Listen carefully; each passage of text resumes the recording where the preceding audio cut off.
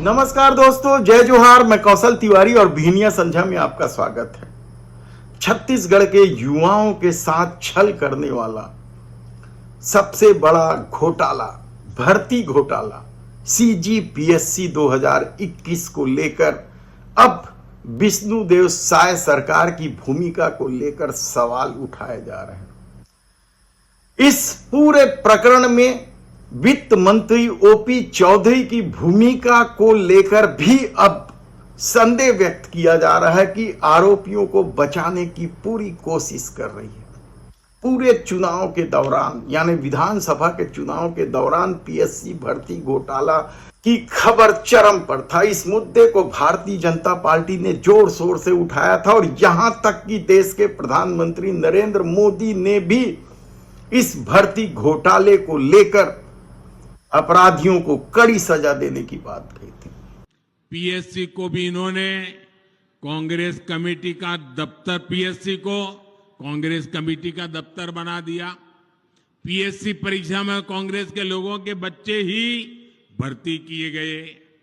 आपके बच्चों को बाहर कर दिया गया। छत्तीसगढ़ को लूटने वाला, युवाओं को धोखा देने वाला कितना भी ताकतवर क्यों न हो, और ये मोदी की गारंटी है, जिसने छत्तीसगढ़ को लूटा है उनको सब कुछ लौटाना पड़ेगा। ये मोदी की गारंटी है। लूटने वाला एक भी बचने वाला नहीं है। और विधानसभा के चुनाव होते ही जब भारतीय जनता पार्टी सत्ता में आई तो विष्णुदेव साय सरकार ने CBI जांच की घोषणा कर दी थी। केंद्र सरकार को प्रस्ताव भेजे गए और यह बताया गया कि केंद्र सरकार राजी हो गई और शीघ्र ही इस पर जांच शुरू हो जाएगी। और मीडिया में खबरें भी आने लगी कि जांच शुरू हो गई है, फाइलें टटोली जा रही है, शीघ्र गिरफ्तारी हो जाएगी। लेकिन हकीकत तो यह है कि अभी तक CBI जांच शुरू ही नहीं हुई। यानी मीडिया पर भ्रामक खबर भी छपवाए गए सत्ता पक्ष के द्वारा। कौन छपवा रहा था यह भ्रामक खबर की जांच शुरू हो गई, फाइलें खंगाली जा रही हैं?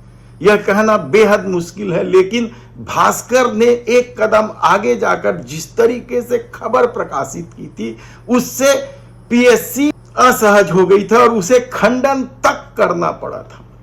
नवभारत में भी खबर छपी थी और खबरें तो इस तरीके से छापी जा रही थी जानो मानो कि अब तब कभी भी गिरफ्तारी शुरू हो जाएगी। और वित्त मंत्री ओपी चौधरी भी तो हमलावर थे। सुनिए उन्होंने क्या कहा था। छत्तीसगढ़ में भूपेश बघेल और कांग्रेस की सरकार के समय छत्तीसगढ़ के युवा भाई बहनों के लिए जो नौकरियां निकलती थी PSC में, उसके लिए मंडी सजाई जाती थी और इसके खिलाफ हमने सड़क की लड़ाई लड़ी थी, संघर्ष किया था। छत्तीसगढ़ की युवा भाई बहनों के साथ हम खड़ा हुए। हमारी सरकार ने CBI जांच का उसमें फैसला लिया और मुझे बड़ा सुकून है कि केंद्र के मोदी जी की सरकार ने उसे कल नोटिफाई कर दिया है। मुझे पूरा भरोसा है दूध का दूध और पानी का पानी होगा। छत्तीसगढ़ की युवा भाई बहनों के साथ न्याय है। अब जो खबरें सामने आ रही है उससे क्या साठ गांठ की खबर बड़ी हो गई। कहा जा रहा है PSC के घोटालेबाजों को बचाने की कोशिश हो रही है और इस खेल में कोई और नहीं, वित्त मंत्री ओपी चौधरी के शामिल होने का आरोप लग रहा है। तो क्या विष्णुदेव साय की जानकारी में यह सब है? कहा जा रहा है कि PSC घोटाला जब हुआ था तब इसे लेकर भारतीय जनता पार्टी के युवाओं ने न केवल प्रदर्शन किया था बल्कि पुलिस के कोपभाजन का भी शिकार हुए थे। और अब तो इस बात की भी चर्चा है कि CBI को प्रस्ताव इसलिए भेजा गया ताकि मामले को डाइल्यूट किया जा सके, ठंडा किया जा सके। इस प्रकरण में के जो मुख्य आरोपी हैं सोनवानी, उसे लेकर भी कई तरह के सवाल उठ रहे हैं। और जिन लोगों का चयन हुआ है उनमें से कई लोग तो ज्वाइनिंग दे चुके हैं, यानी नौकरी कर रहे हैं और हाई कोर्ट ने भी कह दिया है कि जो ज्वाइनिंग दे चुके हैं वे नौकरी करते रहें और नई ज्वाइनिंग न दिया जाए। पूरा घोटाला जिस ढंग से हुआ है वह हैरान कर देने वाला है। याद कीजिए, नीट में भी इसी तरह की खबरें आई हैं कि जो हाई रैंक के कुछ लोग हैं उनके न सरनेम थे न उनके माता पिता के सरनेम थे। ठीक उसी तर्ज पर पीएससी घोटाला भी हुआ था।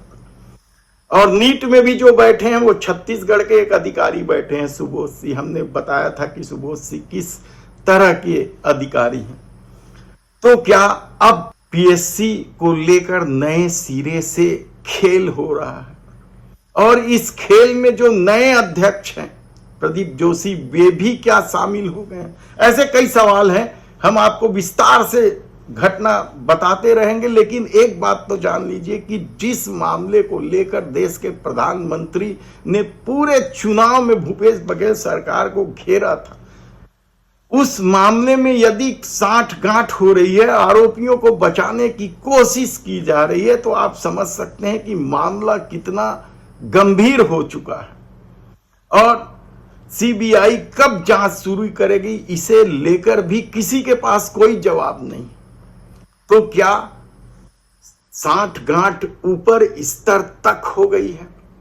और इस खेल में छत्तीसगढ़ के कुछ मंत्री भी शामिल हो गए हैं। ऐसे कई सवाल हैं। देखना है कि पीएससी घोटाले को लेकर ओपी चौधरी की भूमिका और विष्णुदेव साय की भूमिका क्या होती है। आने वाले दिनों में हम आपको बताते रहेंगे। धन्यवाद।